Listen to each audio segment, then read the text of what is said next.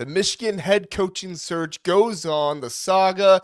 Got a little bit more information coming out of a press conference leading up to the Citrus Bowl game for Michigan and Texas. Going to let you know about that, and also going to go through this article here by Zach Barnett over at footballscoop.com.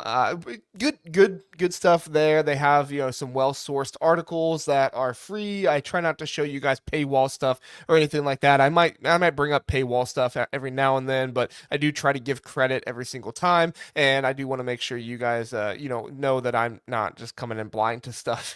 I actually do research and know a lot of this stuff when I bring it up. But we are going to kind of walk through this article of Football Scoop here because Zach Barnett basically outlines that Michigan, their search is currently fractured, as Biff Poggi calls the program a malfunctioning organization. Those are his words. It's the title here of the article. And the way Zach puts it, it really does sound like it's malfunctioning, and there's kind of a fracture in all of this. So we're going to go through Zach's articles. I'm going to give my thoughts, and we'll see what he has to say.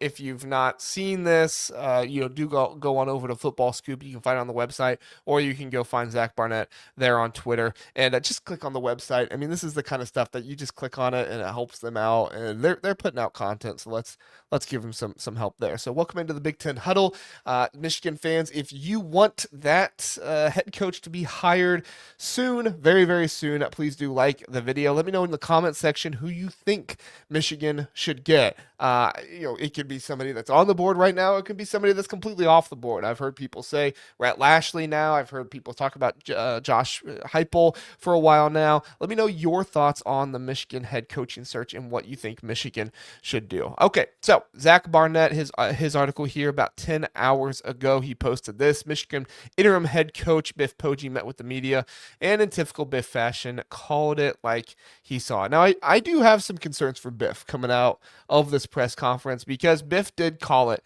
like he saw it and like he sees it. And I do wonder if maybe the Michigan administration and people like that might not be too fond of Biff in the way he kind of called things out. So let's continue on. He called Michigan a malfunctioning organization. Everything that's happened in this building needs to be reevaluated. Talking about the scandals that have come up lately. I do think it's a little, well, we'll get to that later on. I don't want to get into Biff Poggi too much there.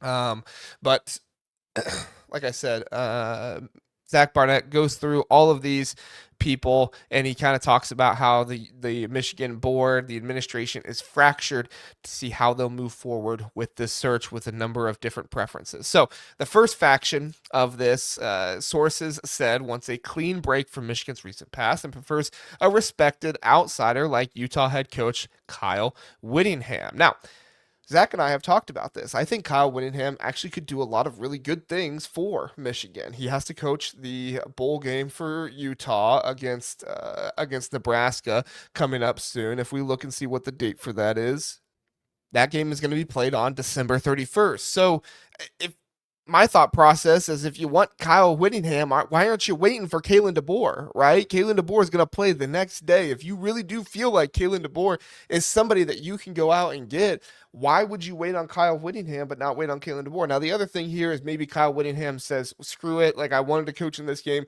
but I'd rather have the job at Michigan than coach in this game. And if that's the case, then I completely get it. But if you're going to wait for Kyle Whittingham, only a day later, Kalen DeBoer, and I don't even think you should wait that long because you have the transfer portal opening that next day, January 2nd, the day after Kalen DeBoer's game. So it is a little bit of a sticky situation. I do think Kyle Whittingham is probably more of a candidate here than some people realize, and definitely sounds like that's the case with some faction of the administration, the board, that's thinking that way. Another faction, Zach points out, is the board prefers LA Chargers defensive coordinator Jesse Minter. This would go completely against the past board, obviously, right?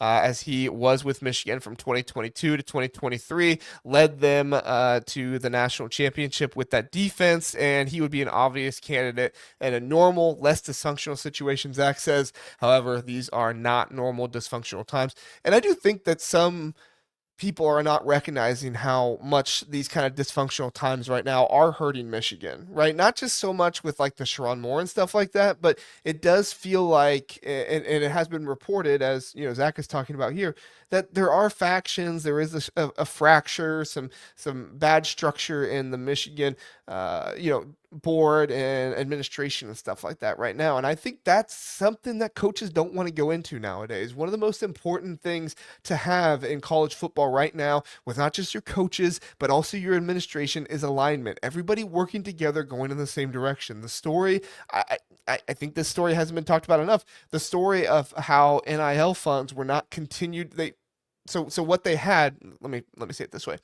The NIL funds were not continuing to get greater under Sharon Moore because people weren't believing in him as much. Now, that doesn't mean that people stopped giving NIL, but it did mean that people were not continuing to go over and above giving their NIL because they weren't excited about what's going on. Honestly, one of the things that sparked Bryce Underwood to come there the most was bad play from Michigan. And I don't think you're going to continue to get that kind of grace for people to say, well, he just needs a player and let's just bring him in type of deal. I think once people saw the lack of development that Bryce Underwood had this season, that really led up a lot of people to say, well, we're not going to keep giving money to this guy if he can't put a good product out there. If we just bought him the big player, it's kind of what happened with Dante Moore over at UCLA, right?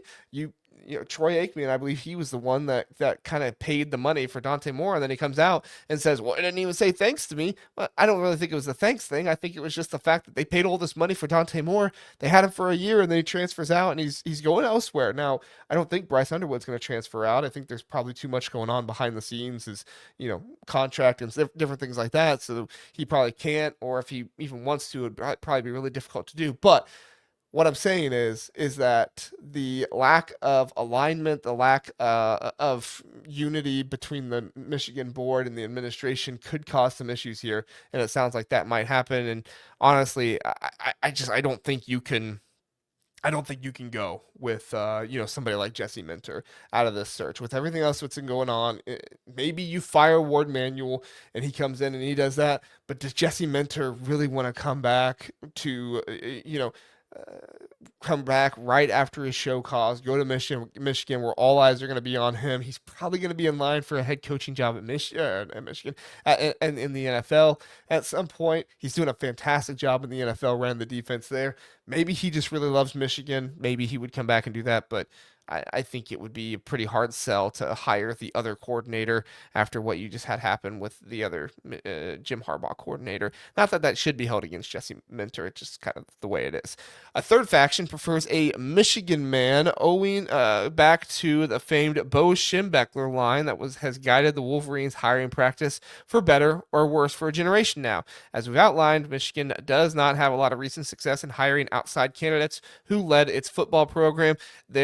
Zach is reporting that Green Bay Packers offensive coordinator Adam, I'm going to butcher this, I apologize, Stenavich, a former Michigan GA who predates the Harbaugh era, has been a popular name for this reason. Now, that is a different direction to go. Not a lot of people have known enough about the coaches back before Harbaugh, especially a GA like Adam here, to be able to come in and do that. That would be a very interesting hire. I still think that that's not great if he doesn't have the head coaching experience to be able to do that, but would be an offensive guy, would have the the experience in the NFL and all that kind of stuff. The thing is, would Adam want that job, right? I would think, first time head coaching job at Michigan obviously would be very prestigious, would be great for the brand and for his own brand and everything to attach himself to Michigan there. But does he want to take that chance now, or does he want to continue to see Michigan heal a little bit more now that he's on the radar with some of the faction here? Who knows? I can't say I feel like this one is going to be very likely, but who knows? This is being reported by Zach here, Zach Barnett, and they're saying, for what it's worth, Dusty May was the head coach of Michigan, undefeated, number 2 ranked, had no prior connection to the university before being hired, and people are definitely going to point that out. So the fourth option, the fourth faction, Biff Poggi. He says, and then there's Poggi, who said Monday he had his interview he has interviewed multiple times for the full-time position. And I think that that's really interesting that Zach prefaced it that way. Not that he interviewed multiple times for the interim position, but he interviewed multiple times for the full-time position. And that's where I don't think it would be a great idea to hire Biff Poggi as your full-time, the guy head coach. It's nothing against Biff Poggi. I got nothing wrong with Biff Poggi. He led the program to two of their best games they played all season long. I think he would do a good job leading this program and getting the players to play well. He's a players kind of coach type of guy. I just don't know if he's a long-term fit for you. I know what a lot of people say about, the recruiting class, and that could suffer with an interim head coach and everything else. At the end of the day, folks, it's money more than anything else to buy these players and have them come in and play for you. And what does Michigan have in the NIL or in the Department of NIL? They got a lot of it, and they're going to be able to pay these players to come in, whether Biff Poggi is the head coach or somebody else is. So I'm not too concerned about that. But I do think that some of Biff Poggi's comments are going to, work against him. And then I think also what Zach is pointing out here, that he was Harbaugh's right-hand man from 2021 to 2022. That does hurt things as well, because for Biff Poggi to come out and talk about how the program has been a mess and not worked out, all these things, but he was there when the Connor Stallion stuff was going on, and quite frankly, when the Matt Weiss stuff was going on too. So there's a whole lot of stuff there. I'm not saying he hired Matt Weiss or anything like that, but I do wonder if the comments today and then Zach pointing this out, which obviously if he's pointing this out, he's been told by one of his sources or somebody that, hey, this is something we're considering.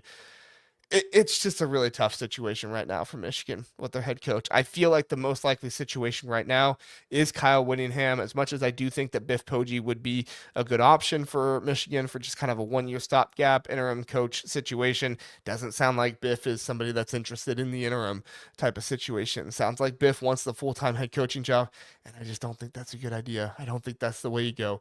Biff Poggi shown that he can get a team to play well, but not really shown that he's the type of guy that you want to hand the reins over for the big, Michigan program, the big brand right away. Obviously done a great job. He did a great job in high school. He's a savvy guy. He knows how to make money, but that doesn't always make him a good head football coach and, staff leader and everything else. He has a lot of connections. I do think you'd be able to put a good staff together, especially with the type of resources that Michigan has to be able to buy those staff members. But it's going to be a very interesting situation. Let me know what you think about Zach Barnett's article here. Who do you think is the most likely? Let me know who you think, obviously, you want to be the head coach from Michigan. And then let me know who do you think is the most likely head coach of Michigan. Please do not forget to like and subscribe. That always helps us out. And really, anytime you go to a YouTube video, your first thing you should do, just like the video. Creators like us, that helps us more than I think people could ever imagine. And it really does. It's so quick. It's easy. It's free. Please just like the video. I'm done begging now. See you next time. Have a good one.